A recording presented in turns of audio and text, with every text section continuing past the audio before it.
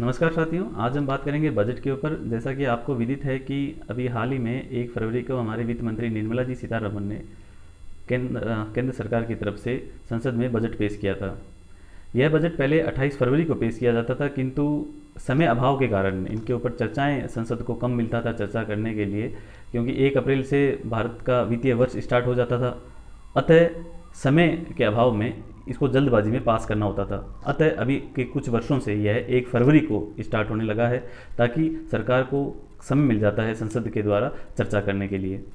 तो साथियों, ये जो बजट शब्द है यह फ्रांस से आया हुआ है। हमारे भारतीय संविधान को जब आप पढ़ेंगे तो उसमें बजट नाम का शब्द का उल्लेख कहीं भी नहीं है। केवल अनुच्छेद 112 के अंतर्गत वार्षिक वित्तीय विवरण के द्वारा यह बजट पेश किया जाता है। और यह बजट जो है यह पूरे आगामी ईयर का, जो पूरे वित्तीय वर्ष के अंदर सरकार क्या क्या योजनाएं लेके आने वाली है, किस विभाग को कितना फंड जारी करेगी और वह विभाग की क्या योजनाएं हैं आगामी वर्ष में कि किस तरह से वो उसको सुचारू रूप से चलाएगी, उसके लिए यह बजट पेश किया जाता है। यह बजट जो है यह हमारा एक आम लोगों का बजट है, क्योंकि यह जो बजट के जो फंड रिलीज होता है यह आम आदमियों का पैसा होता है, सभी भारत के सभी व्यक्तियों का पैसा होता है, ये जो भारत की संचित निधि में समायोजित रहता है। तो आज हम जो ये बात कर रहे हैं अनुच्छेद 112 की, इसके अंतर्गत सरकार के वित्त मंत्री संसद के सम्मुख अपना बजट पेश करते हैं और विभिन्न प्रकार की योजनाएं को सरकार के सम्मुख रखते हैं।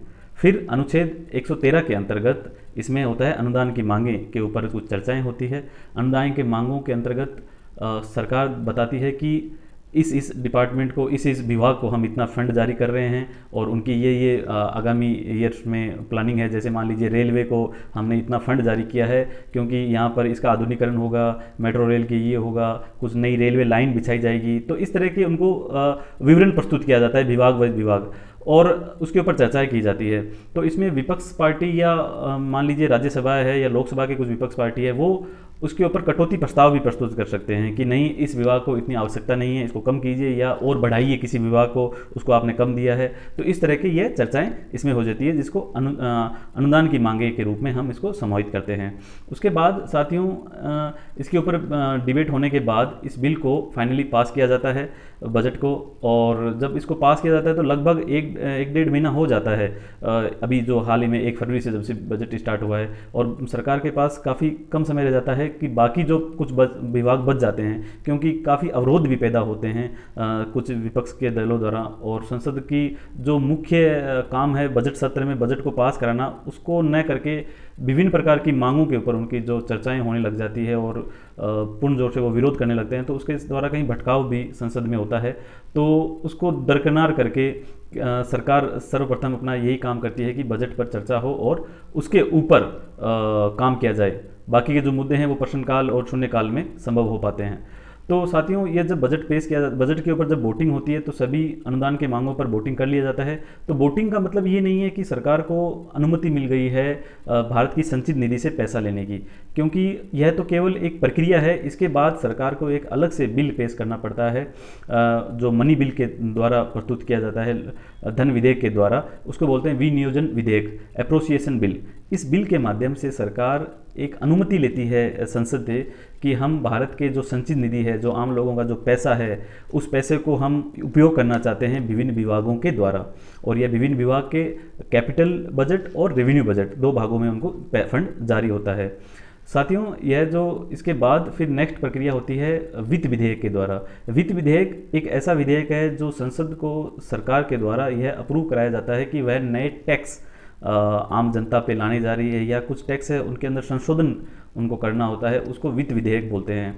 यह वित्त विधेयक भी संसद के थ्रू यह पास किया जाता है। तो साथियों, यह जो रिकमेंडेशंस होती है वित्त विधेयक, विनियोजन विधेयक और बजट की जो प्रक्रिया है, ये सारी रिकमेंडेशंस उनको फाइनल सबमिट करने के बाद, लोकसभा से एक पूरी करने के बाद इसको राज्यसभा में पेश किया जाता है। और जैसा कि आपको विदित है, राज्यसभा को धन विधेयक के अंदर विशेष कोई शक्ति प्राप्त नहीं है, वह केवल और केवल इसको 14 दिन तक अपने पास रोक सकती है और उसके ऊपर विभिन्न चर्चा करने के बाद वो अपने कुछ सुझाव दे सकती है बस, और उसके बाद उसको पास कर दिया जाता है राज्यसभा से। यदि किसी कारण से 14 दिन से अधिक हो जाता है राज्यसभा में, तो वह ऑटोमेटिकली पास माना जाता है। इसके बाद फिर से यह विधेयक जो है लोकसभा में आते हैं, और लोकसभा में यदि लोकसभा चाहती है, सरकार चाहती है, तो उनके ऊपर जो राज्यसभा के जो रिकमेंडेशंस हैं उनको मान लिया जाता है, उनको समायोजित कर लिया जाता है। यदि नहीं करना चाहते हैं तो उसको वो दरकिनार कर देते हैं। यह लोकसभा को विशेष शक्ति प्राप्त होती है इस धन विधेयक के मामले में। और उसके बाद यह राष्ट्रपति जी को प्रस्तुत किया जाता है, राष्ट्रपति जी इस पे अप्रूव कर देते हैं, तो यह बजट सत्र जो है कंप्लीट हो जाता है। इस बजट सत्र के माध्यम से विभिन्न विभागों को फंड जारी होना स्टार्ट हो जाता है 1 अप्रैल से, और ताकि वह अपने सुचारू रूप से अपना काम कर सकें और उनकी जो योजनाएं हैं, लोक कल्याणकारी योजनाएं हैं, चाहे वो अवसरात्मक रूप से जो योजनाएं हैं, स्वास्थ्य संबंधी से योजनाएं हैं, वो सभी को वो फुलफिल कर सके। तो इस तरह से ये बजट सत्र चलता है मित्रों। और एक और मैं इसमें जोड़ना चाहूँगा साथियों कि बजट भी 2 प्रकार के होते हैं, एक होते हैं सामान्य बजट, एक होता है अंतरिम बजट। जो सामान्य बजट है, जो अभी हाल ही में चल रहे हैं, इनको सामान्य बजट कहते हैं। और जो अंतरिम बजट होता है वह जब सरकार का कार्यकाल समापन के उस वर्ष में होता है। मान लीजिए जैसे अभी 2019 गया था, तो 2019 में जब फरवरी में बजट पेश किया गया था तो वो अंतरिम बजट था, अर्थात आने वाले समय में वह एनडीए गवर्नमेंट आएगी नहीं आएगी किसी को नहीं पता था, तो वह अंतरिम बजट कहलाता है कि हम इतने समय के लिए, जब तक अप्रैल मई या जून तक का जो टाइम है, उस समय तक सरकार को कुछ फंड जारी किए जाते हैं कि वह उन 3 महीनों के अंदर अपना कुछ कार्यक्रम बना सके। लेकिन जो सरकार की योजनाएं होती है वो पूरे साल भर की होती है। और यह जो अंतरिम बजट होता है, यह बहुत ही लोक लुभावना बजट होता है, लोक कल्याणकारी योजनाओं से भरा हुआ बजट होता है, क्योंकि सरकार इसके द्वारा लोगों को प्रभावित करने की कोशिश करती है कि वह आगामी फिर से अपना सरकार बनाए। तो इस बजट पर ज़्यादा भरोसा तो नहीं कर सकते, क्योंकि यह अंतरिम बजट होता है और डिपेंड होता है कि कौन सी सरकार आएगी। यदि वही सरकार आ जाती है रिपीट में तो बहुत ही अच्छा होता है, नहीं तो दोबारी जो दूसरी सरकार चुन के आती है उसको मौका दिया जाता है कि वह अपना बजट फिर से पेश करे उसी वित्तीय वर्ष में, ताकि वो अपनी योजनाएं को सुचारू रूप से जो उनकी प्लानिंग है उसके अकॉर्डिंगली चला सके।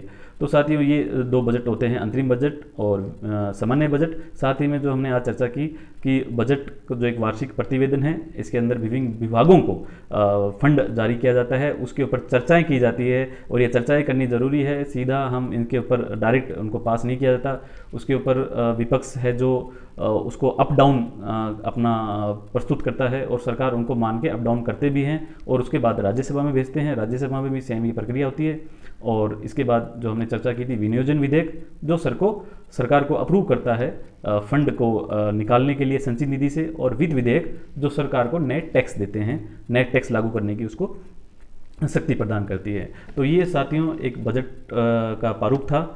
और सरकार के जो हमारे जो संसद के जो 3 सत्र हैं, शीतकालीन सत्र, बजट सत्र और मानसून सत्र, इसके द्वारा यह पूरी प्रक्रिया जो स्टार्टिंग में बजट सत्र के द्वारा समापन हो जाती है और आने वाले समय में जब मानसून सत्र होता है उससे पहले हर विभाग को अपना पैसा मिल जाता है और अपना वो कार्यक्रम उनकी जो योजनाएं हैं उन पर वो काम करती है।